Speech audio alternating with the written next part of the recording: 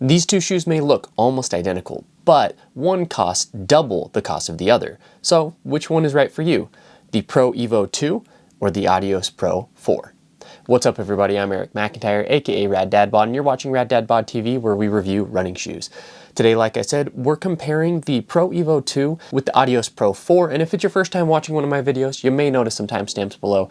Feel free to jump around to the various parts of the review, but if you do so, I would sure appreciate if you come back and watch the full thing when you get a sec, so I put a lot of time and effort into these videos. And if you've been a viewer for a while but you haven't yet hit that subscribe button, please consider doing so today and turning on notifications so you get notified every time I drop a new video, which is typically Monday through Friday. Now, before we dive into details on this comparison, some quick disclaimers and disclosures. I actually bought both of these shoes with my own money. That being said, I have been in conversations with Adidas, though I haven't received shoes from them, but anytime I do receive shoes for the purpose of review, I'm not paid, I'm not obligated to include the shoes in any specific content.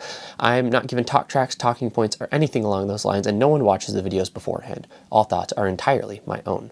Now, with that out of the way, let's talk about the intended use of these two shoes. So both these shoes are built for the marathon. The key difference is that one of them is supposed to be more of like a single marathon optimized, while the other is going to be not necessarily your everyman marathon shoe, but a maybe more accessible version of the shoe. So the Pro Evo 2 is going to be that one that is really optimized for like professional athletes, and if we're being honest here, the only reason it had a general release was so that the pros could use it in competition.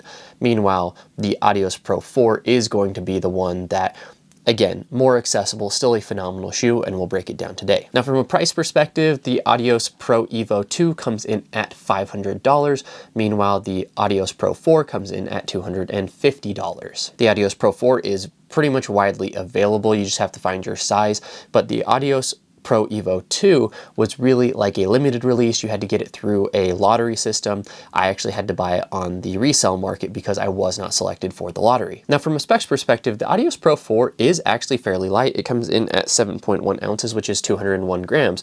But just to show you how insane the Pro Evo 2 is, the specs on this one are 4.6 ounces or 130 grams. So legitimately just significantly lighter between the two, despite them looking very similar overall. Then from a stack standpoint, the Pro has a 39 in the heel, 33 in the forefoot for a 6mm drop, and then the Pro Evo 2 comes in at 39 in the heel, 36 in the forefoot for a 3mm drop. From a fit perspective, the Pro Evo 2 is very, very narrow, and it is very, very low volume, very snug, but I do feel like it fits more true to size than the previous version, where that one was really, really short. This one, I do feel like I feel a lot better in my normal 10.5.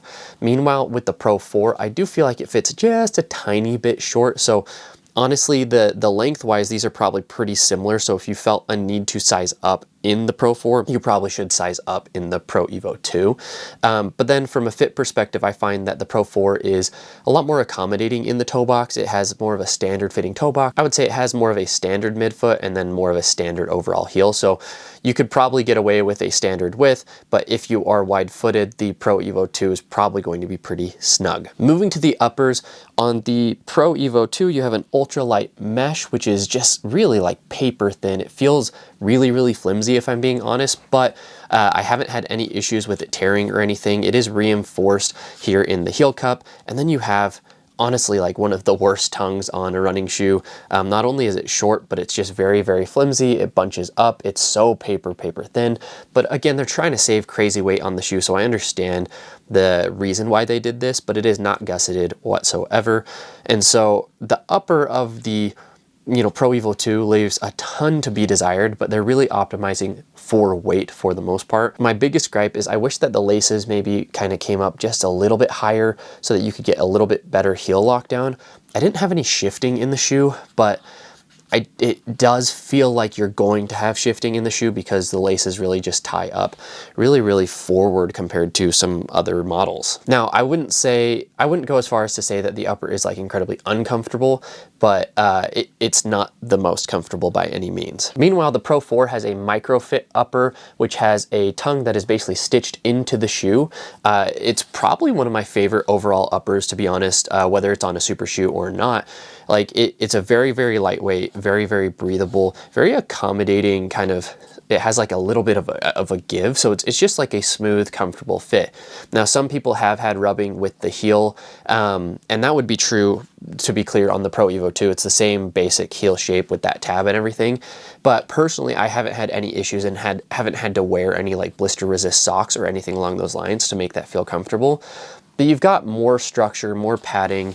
It still is a pretty flexible heel for the most part, so they're still trying to save weight in a lot of areas, but the upper is just nice, like the tongue doesn't bunch, it feels smooth, it feels comfortable, and it really is still very, very lightweight, but you're not necessarily optimizing fully for weight in this shoe like you are in the Pro Evo 2. So do I like the upper in the Pro 4 more? Absolutely. Does it add some weight? Yeah, absolutely. Now moving to the midsoles, this is where things get a little bit more interesting too. So in the Pro Evo 2, you have the Light Strike Pro Evo, and then on the Pro 4, you just have Light Strike Pro.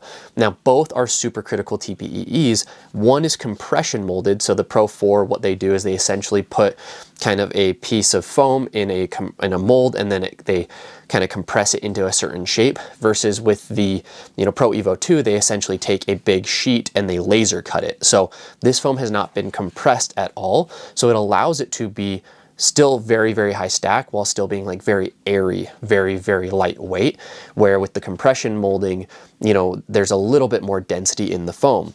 Now what's interesting is in the Pro Evo 2, it gives you with like a soft, but like almost like, if you've ever used like a Mr. Clean Magic Eraser, that's kind of what this midsole feels like.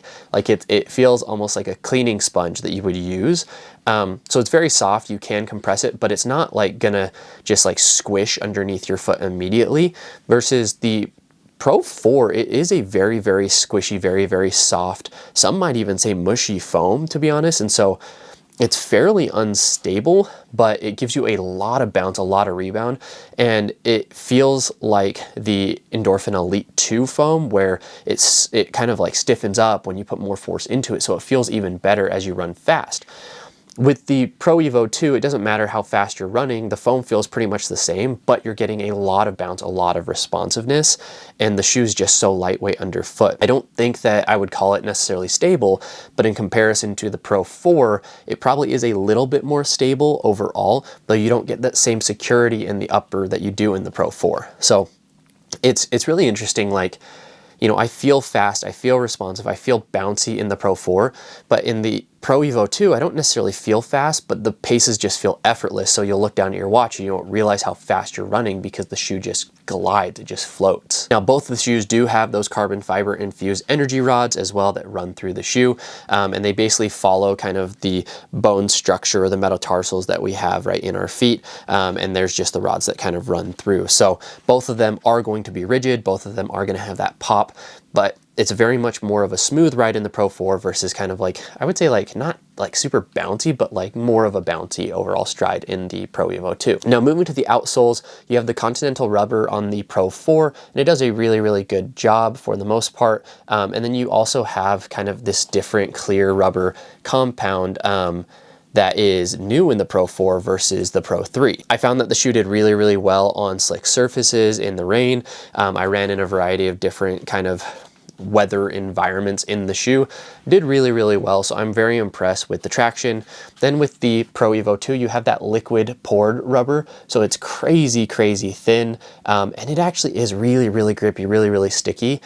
I am concerned about the durability with the new version of the outsole where they have kind of the cutouts, because it feels like the foam in between them is wearing, and it just gives more opportunity for that outsole to kind of tear off. Now, these aren't supposed to be durable, but at the same time, I would hope that within kind of the first 50 miles of the shoe, which is pretty much what it's optimized for, we wouldn't get insane wear and tear on that outsole. And after a couple of runs, we're already getting some, so I am worried about that for the most part. Now, as far as my pick between the two, honestly, I really like the Pro 4. Right now, the Pro 4 is my second overall super shoe for 2025, if I'm not counting the Evo 2. Last year, I kind of left the Evo 1 out of my rankings because it's just such a weird overall, not like you can only probably get like 50 real miles in the shoe and have it be serviceable. And so it's just hard to like take that at double the cost of kind of a really, really good freaking super shoe. And so like, I'm gonna say like, which one would I rather wear for a marathon? The Pro Evo 2. Which one, if, you know, I could only buy one of them, would I buy again? Like, and I understand I bought both of them with my own money. I'm also a shoe reviewer. So like, I am more willing to spend on shoes for the sake of being able to review them and experience them than the average runner. So like, which one is more worth it at its price? For sure, the Pro 4, right? The Pro 4, I think a lot of people it's going to be their super shoe of the year. It's a phenomenal shoe. I really, really enjoy it. You know, if I didn't have the Pro Evo 2, and I was going to run a marathon, my choice would be between the Pro 4 and the R3 from Puma. So like, really phenomenal shoe. I can't in good conscience put the Pro Evo 2 above it in terms of like overall ranking just because of the insane price point. And speaking of that price point, I just feel like other brands are starting to put out crazy, crazy light shoes like the R3, like the Metaspeed Ray that's coming out from ASICS this summer, that are going to be crazy light and close to this weight, to where, you know, yeah, the first one you could maybe justify $500, like maybe. I don't really think you could, but like, I get it. With this edition, where there's legitimate competition within like a certain weight range, I feel like it is overpriced. So despite being an awesome shoe, I do have to go Pro 4, just comparing them side by side. But full disclosure, again, if I were to wear one for a marathon tomorrow, it would be the Pro 2. Just some final thoughts. Honestly, both of these shoes are phenomenal. I really like what Adidas is doing with the Light Strike Pro Foam, and I'm a huge fan of the upper of the Adios Pro 4. I just think it's super, super comfortable.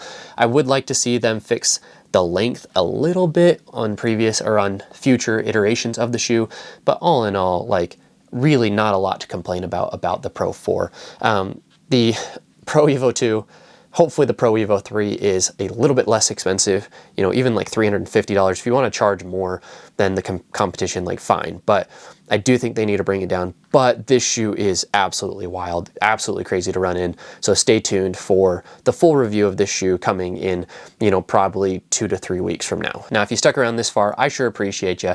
Please take a second, let me know in the comments what other comparisons you'd like to see or what questions you have about these shoes. And if you watched this far and you haven't yet hit that subscribe button, please consider doing so today and turning on those notifications so you get notified every time I drop a new video. And as always, I'll finish out with a question, which is, what is more important to you in a super shoe? The overall weight of the shoe or the overall fit? Let me know down below. Thanks, everybody.